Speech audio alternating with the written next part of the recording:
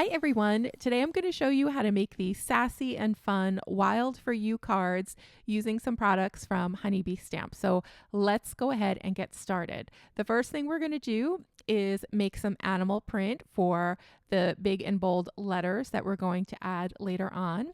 So right now I'm making some cheetah print. So I laid down a base of Y21. And then we're going to add some YR27 and then YR24 and then YR21, kind of working our way from the top to the bottom and then from the bottom to the top so that the edges are dark and the center is light. And then we're going to add our cheetah spots with E19. So the trick here is you want to make some raggedy little ovals, some going up and down, some going sideways, and then we're going to add a little bit of shading to the top of those raggedy ovals with the E29. And the ovals should be all different sizes in a real random pattern. So the faster you go, the better this technique will work for you. So then next we're going to add some black shading around the edges, and this is really what's going to make the cheetah print pop. And we're going to add little raggedy edging along the top and the bottom, being careful not to go all the way around the entire raggedy oval because then it'll look unnatural. So you want to have some of the brown peeking out from the edges there. So just a little bit on top, a little bit on the bottom. And then we're just going to add some raggedy little dots wherever our pattern looks like it needs a little filling in with that black marker. And then there you have it. You have some cheetah print. Now we're going to work on our zebra print.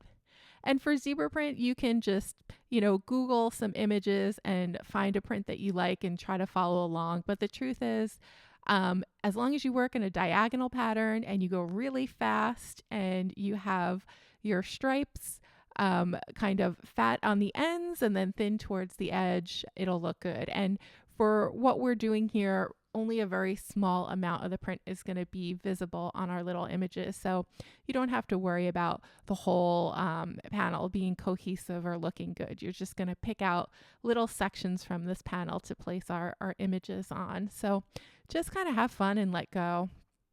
And then I'm just going to add some black over top of some of the lines there. So I have a little color variation with some cool gray 7 showing through and then mostly the black.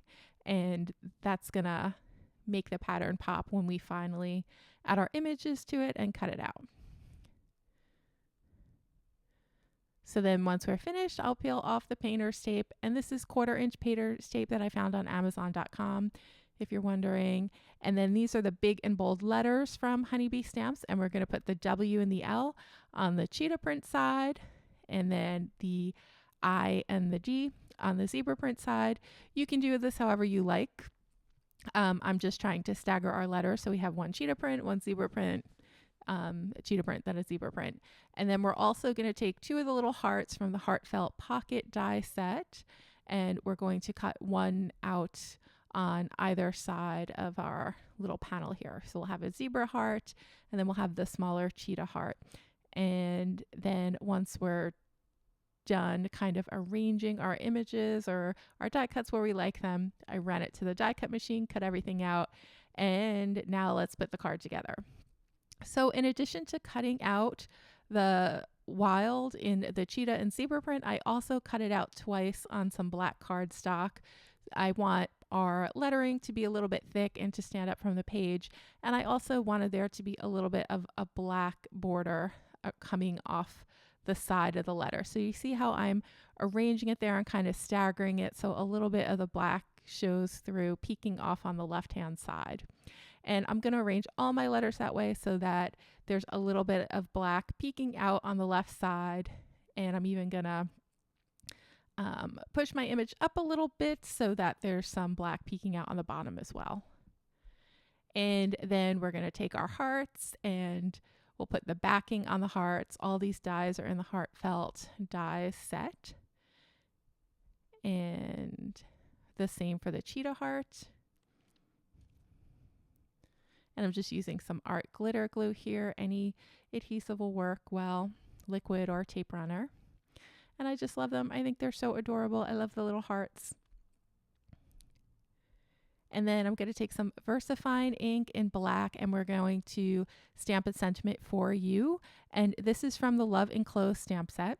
So you just need a stamp that says for you to complete the sentiment. It's going to say wild for you.